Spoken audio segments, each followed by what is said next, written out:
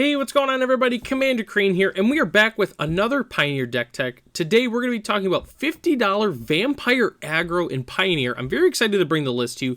As always, let me know in the comment section below after the video, what do you think about the list? What do you like? What do you hate? What would you change? And as always, if you have any suggestions for upcoming videos, just let me know in the comment section below. So, alright, $50 Vampire Aggro. So, there's a lot of different ways you could play vampires in Pioneer. There's like some mid-range lists. There's a lot of aggro lists. You could play like mono black, black white. You could play black red, Mardu. So today's list is going to be predominantly a black list, but it's got some different white cards as well. I wanted to fit red in the list somehow, but you know, with the $50 limit, it's really tough. And I decided to just do black white vampire aggro, which I think the white is better in an aggro deck than the black red is specifically. So just wanted to go over that. I did consider playing cards like Bloodtithe Harvester and a couple of the one drop red 2/1 vampires, which they're very, very good. But that's kind of like its own separate kind of thing. So anyways, just wanted to get that out of the way before we hop into it here. So all right. So our early drops here, we've got 4 Knight of the Ebon Legion and 4 Sky Marcher Aspirant as our one drops. Knight of the Ebon Legion is a fantastic card. It definitely was one of the best creatures. When Pioneer first started, it fell off a little bit, not because it's not good, just because the metagame has changed a little bit, but the card is still very, very good. It's actually one of the more expensive cards in the deck. Sky Marcher Aspirant. So there was a few other one drops that I could have played in the not really white slot for the most part. There was a lot of different black black one drops. Like there was Vampire the Dire Moon, which was kind of my first choice of another card to play, but the only problem with it is it's like $2-3 a piece, which does not fit into our budget list. I considered cards like oh darn, I'm forgetting the name of it. It's like a 1/1 for 1 with like lifelink. You can sacrifice a vampire and put a 1/1 counter on all your vampires. That card's very, very good, but I wanted a 2-power one too, so I decided to play the Sky Marcher Aspirant. 2/1 for 1's a good rate. Ascend, which is very possible for our deck. Then it gets flying, which is pretty sweet. So I wanted a 2-power one drop, and that's why I'm playing the Sky Marcher Aspirant. And then we're playing 4 Gifted Aetherborn, just a fantastic vampire. 2/3 for 2, Death Touch to lifelink. What's not to like about it? Really good against the smaller creature decks, trades up with bigger creatures. It just gets really, really annoying. So Gifted Aetherborn, fantastic card for the deck. So our next slide here, we've got a couple of our lords, and I would say Drana is sort of lord. So we're playing 4 Legion Lieutenant. It's a 2/2 for 2. Vampires get 1/1. Very simple 2-mana lord, but it's still very, very effective. We're playing 4 Markov Baron, kind of a forgotten card from March of the Machine Aftermath. It gives our vampires 1/1. It itself has lifelink, and we got the Convoke, so we can use our extra vampires to help play the Markov Baron. Like for instance, on turn 3, we can even like play a 1-drop vampire, and then we can use that immediately to Convoke, which is pretty sweet. So Markov Baron, very, very cool card indeed. And then with Drana, it's a pseudo-lord in a way. So it's flying first strike. When it deals combat damage to a player, put a +1/+1 counter on each attacking creature you control. So one thing of note that's really cool with Drana, which a lot of players forget about, is it has first strike. So if we attack with Drana and a couple of their vampires, if Drana deals combat damage, since it has first strike, it puts the 1/1 counters on the other creatures before the other creatures deal damage. So if you do build this deck, just keep that in mind. Remember the first strike with Drana. It's very, very relevant in this deck. It could even mean the difference between trading up with a creature or, even just dealing the additional damage that we need to take out our opponent. So I wanted to throw that in there. Just keep that in mind when you're playing Drana. Drana is a very, very fantastic card. So, all right, in our last slide here, a couple more of our vampires. We are playing 4 Nighthawk Scavenger, kind of like the new Vampire Nighthawk mixed with like Tarmogoyf in there. Just really great stats, flying Death Touch lifelink, and it just gets bigger the more card types our opponent puts in the graveyard. So if we're trading resources, they put a couple creatures in there, we kill their creature, whatever, there's a creature in the yard. So it's a 2/3. Then all of a sudden they play an instant, take out another one of our other creatures. Oh, now this is a 3/3. There's a sorcery, it's a 4/3, that kind of thing. It just gets bigger and bigger. We take out a Planeswalker, it's a 5/3. Nighthawk Scavenger is very, very good, and it's got Death Touch, so it can pretty much trade with anything, and it can easily rule the skies. in this deck. We play our Lords, it gets even bigger. So Nighthawk Scavenger is is probably my favorite card in the deck, if I'm being honest. Then we're also playing 4 Sanctum Seeker. So it's not a Lord, but it almost acts like one in a way. So 3/4 for 2 black.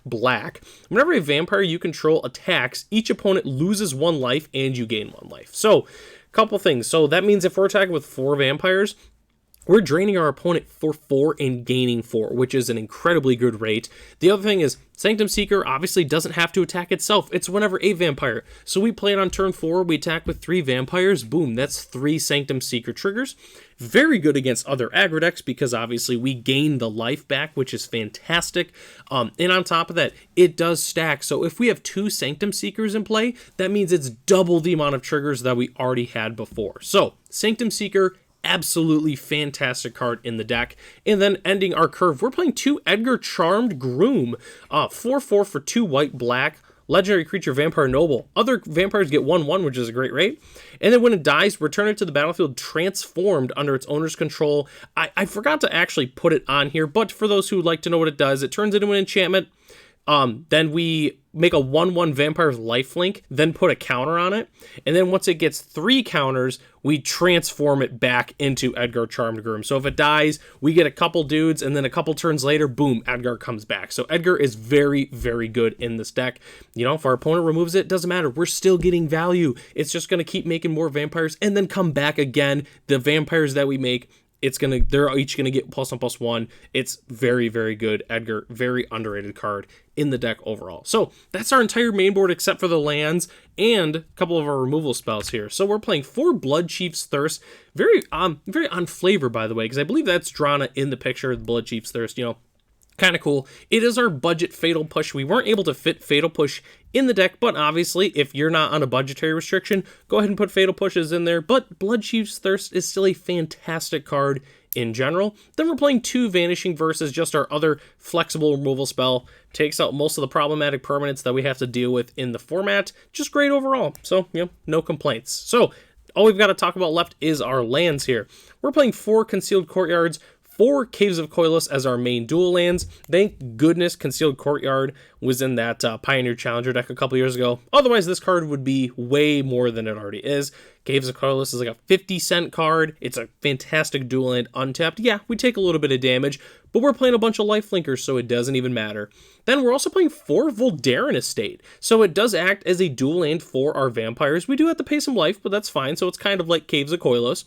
And then we can tap 5 and tap it and create a blood token. This ability costs 1 less to activate for each vampire you control. So, you know, there's a chance that we could tap this for literally just tap itself and make a blood token. So, you know, late game, a little bit of reach with the blood token, which is fantastic. Also worth noting, which is very kind of a cool synergy here. So with the Markov Baron, it does have Madness, which is not going to come up very often, but if we do discard it to a blood token, we can just cast it off of discarding with the blood token, and then we get to draw a card anyway. So I had to throw that in there. Doesn't happen very often, but it is very possible that it does happen, so I had to throw that in there. And then rounding out our lands, we are playing 2 plains and 8 swamps. We don't have a lot of white sources. We don't have a lot of white cards in the deck, but we are playing a couple plains, and then obviously the 8 swamps, just because we are predominantly a black deck. So I have to, you know, the spicy basic land of the day. The main thing I wanted to pick was the swamp. I believe this is like the vampire themed swamp from, I know it's from Jumpstart for sure. I don't remember exactly what theme it's from, but I mean, come on, that is a castle with vampires loaded everywhere in there. You know, you have to agree with me on that. You can kind of see the bats in the background. So then I had to find a plains to match it. There really wasn't a good plains for Jumpstart to really match it with. So I decided to pick one of the original, well, the Shadows over Innistrad swamp. I feel like that's like kind of the spookier one that was there. You know, I could see some vampires lurking around, you know, like those cliffs kind of thing that's going on there. So very, very beautiful artwork overall. So that's the entire main board. We've got to talk about our sideboarding plan here. So first thing right off the bat, hand disruption as always. Duress, fantastic for our budget list. You know, Duress is such a good card. It's played in even non-budget decks. If there's a lot of creatures in your metagame, you can also play of Sinew and Steel. Very, very fantastic. Good against creatures and artifacts as well. Extra removal, like Power Word Kill is fantastic. Fracture, if there's a lot of artifacts and enchantments in your metagame, also very, very good to pack as well. Then we've got our silver bullets like Necromentia, obviously very good against the combo decks. It's also very good against really any deck that's reliant on one card specifically. We get those out of their deck, and then boom, all of a sudden that deck really can't do that much, and we just take them out with our vampire. So very, very good. And then always Graveyard Hate. In my deck specifically, I believe I'm playing Rest in Peace just because it is white. We're able to play it, and it's very, very cheap now. The card's like about $1, but do keep in mind though that if you do play Rest in Peace, when we rest our peace, our opponent, our Nighthawk Scavengers are going to be a lot weaker. So, it's only going to be a 1/3. So, if you do bring in the Rest in Pieces, I would highly consider bringing out the Nighthawk Scavengers just because they're not able to get big and they're not able to maximize their potential. So, I just had to throw that in there as well. So, one last thing we've got to talk about before the end of the video. We've got our upgrade options because obviously we're a budget deck and there's a lot of room for improvement if our budget increases. So, first thing I want to talk about is Sorin Imperious Bloodlord. It is the 3-mana Planeswalker from Core Set 20. It's a very, very powerful Planeswalker, but it's also very powerful against our wallets because it's like a $15 Planeswalker. It's very, very good with vampires. It's like +1, like puts a 1/1 counter on a vampire, gives a death touch. The minus, we can sacrifice a vampire to destroy a creature. And then the emblem, I'm all of a sudden drawing a blank on, but I'm pretty sure it's pretty solid. Yes, it's not really an emblem. It's you get to put a vampire from your hand into play. That's what it does, which works really well with Champion of Dusk. But, with budgetary restrictions, we weren't able to fit the Sorins in there. But if you're not on a budget, I highly suggest playing these Sorin Imperious Bloodlords. They are very, very good. Other budget option, Thoughtseize. Obviously, I feel like I talk about this with every black deck. If you do have the budget to be able to add Thoughtseize, I would highly suggest it. The card is very, very, very good. And then, as always, upgrading the dual lands, so shock and flip lands. I also forgot to include the channel lands like Takenuma and Aganjo are also fantastic. Those are definitely the perfect lands to upgrade your deck. And as not that they are out currently as of the recording of this video, but also Cavern of Souls.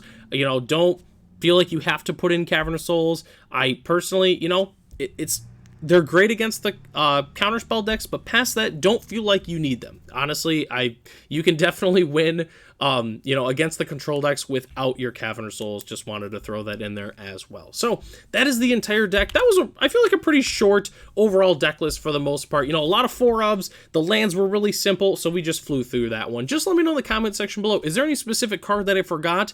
If you really want me to play red, what would your list look like if you're playing like Rakdos Vampires or Mardu Vampires? Just let me know in the comment section below. So I'd like to thank everybody for watching this video, and I'll catch you in the next one.